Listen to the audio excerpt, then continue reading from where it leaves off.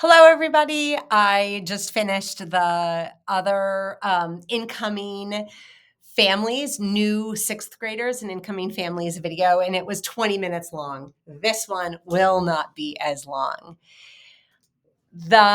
We always start our principal family meetings with our vision and our underlying belief because those really center us. We stay focused on those all year long. This information is just shared all the time too. Who I am, my email, my office number, some information about me as a person, as a human, my purpose. I strive to lead a life of integrity, service, and joy. The role of families. I always want families to know their number one job is to advocate for their child, share perspectives and truth, remain open to new learning, and stay engaged. The role of students, engage in learning in our school community, respect their rights and responsibilities as well as those of others, be in place, follow the cell phone policy and digital citizenship, advocate for themselves, share their voice and ideas to our school community. These are my expectations for the staff. Rigorous and relevant learning, developmental relationship building. We know that no learning happens if students don't feel cared about. Partner with parents and the community and communicate in a timely and predictable fashion. Our shared community expectations at SAMS, it's called RIDE, the SAMS way, respect, in place, digital citizenship, and engaged. Some more specific information about those expectations can be found on this slide. Our cell phone policy is pretty clear. Next year, we will be adding smartwatches to our cell phone policy. Phones and watches will need to be locked in lockers from 8 until 2:45. Team Office, we have one email. You can email each of us individually. Families and students can also email MS Office at any given time. Sometimes people like me or Ms. Schwintek, our Dean of Students, or Ms. Nettleton, we might be busy in the school, in the halls, in classrooms. And while Ms. Adams and Ms. Hugel are usually at their desks, the middle school, you might not know who to email. And so you could just email the MS office, and Ms. Adams and Ms. Hugel, they monitor that email and send to us specific emails or respond if it's possible. The agenda for tonight's slides is to review, I forgot to change the dates again, to review this past school year, talk about our areas of focus for next year, and share resources and materials for parents and caregivers. Some successes in our school year this year. The teachers have really worked hard and have made some shifts in some common practices around course and unit planning. It has not been easy work, but I'm really proud of the way our teachers embraced the complexity of that work. And I believe that our teachers are, the work that our teachers are doing around this are benefiting students in really important ways. It's also about supporting one another. It's collaborative work. It's kind of the science of teaching, and I'm really proud of our teachers for embracing that work. We also have continued to look at our data around our student sense of belonging. If you look back to our vision, belonging is a really important piece of that.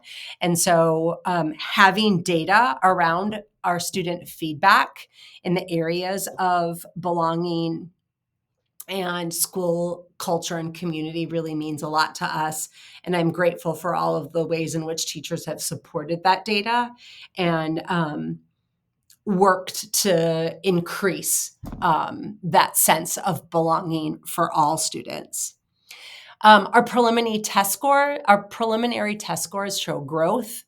In language arts specifically, the adoption of the SAMS curriculum clearly has brought some resilience and some stamina and some rigor. And I just really applaud our language arts and reading folks for all of the ways in which they supported our students in their learning. I'm really proud of the mental health partners, Northeast Youth and Family Services, and Know the Truth. Know the Truth happens to be a substance abuse prevention program. I'm grateful for their partnerships and our district's investment in those partnerships.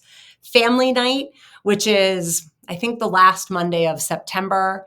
It was great to have people back. I'm still so warmed and fulfilled when I see our school full of families and their students. It was kind of a scary and lonely time during the pandemic, and I still feel like we're healing from that. And when we see people back in our building for an event like Family Night, it feels really good. We also had a really awesome talent show this year. All students practiced their talent in their learning lab, and then they could sign up for the real talent show in front of the whole school. Nothing is better than a middle school talent show. I also loved our Work Hard and Play Hard Day, though I couldn't be there because of a family funeral. I loved the videos. We had students build cardboard canoes and race them in our pool. Such a special day. Shout out to the teachers for putting up with that chaos and giving our kids the memory of that experience. Spring conferences were arena style, and that felt really good. I think we will be shifting back to that format for fall conferences in the upcoming school year. And then just student engagement in the SAMS community. For example, over 250 of our 450 students attended the spring dance last Friday night. And it just, it really feels good to know that school is a place where so many kids want to be, even on a Friday evening. Some of our areas of growth, we will have a new schedule that we need to implement. That always brings about its own challenges and wrinkles. We also need to get better at reporting learning out to families.